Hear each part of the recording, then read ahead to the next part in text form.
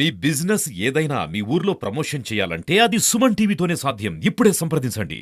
గత 5 సంవత్సరాల వైఎస్ఆర్సీపీ పరిపాలనలో అధికార అహంతో మదంతో అనేకమైన స్కాములు చేస్తున్నారు.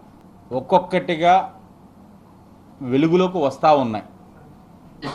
రాష్ట్రంలో అనేకమైన ప్రాంతాల్లో గత 5 సంవత్సరాలు ఆనాటి ముఖ్యమంత్రి, ఆనాటి ప్రజాప్రతినిధులు అధికారం అండదండలతో చేసిన ప్రతి స్కాము ఒక్కొక్కటిగా బయటకు వస్తూ ఉంది.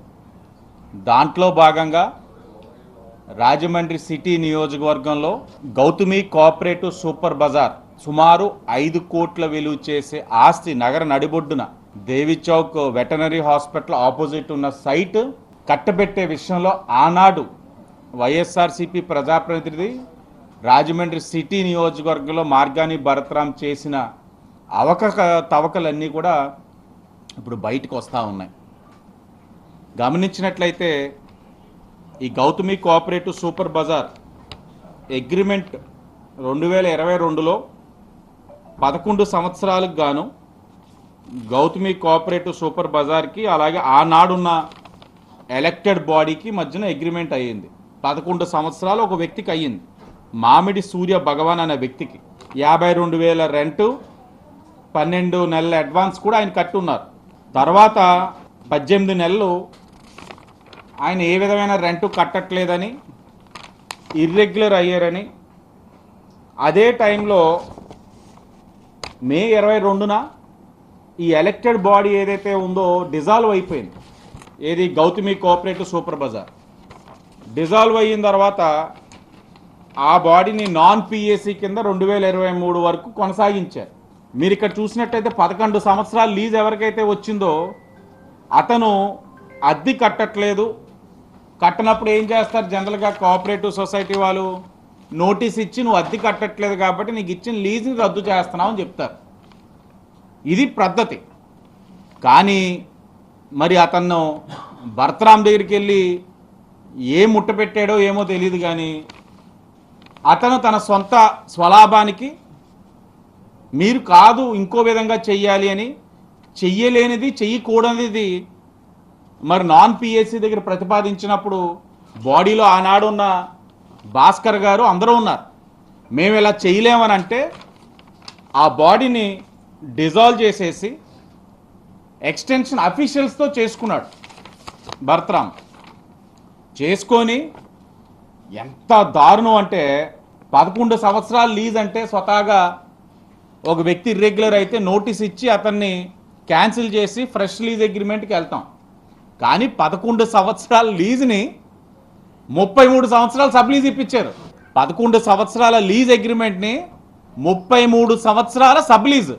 నాకు తెలిసి కోఆపరేటివ్ యాక్ట్లో ఇంత దారుణాతి దారుణం ఎప్పుడు చేసి ఉండకపోవచ్చు. 11 సంవత్సరాలు లీజ్ ఇచ్చిన వ్యక్తికి 3 సంవత్సరాలకి 20% హైక్. స్వతహాగా సబ్ లీజ్ ఇస్తే పెరగాలి, కానీ ఇక్కడ 15% హైక్ అట. అంటే ఏం సూట్ కేసు, అంటే ఎంత పెద్ద సూట్ కేసు అందుంటుంది ఇది అబ్బాయికి భరత్రాంకి.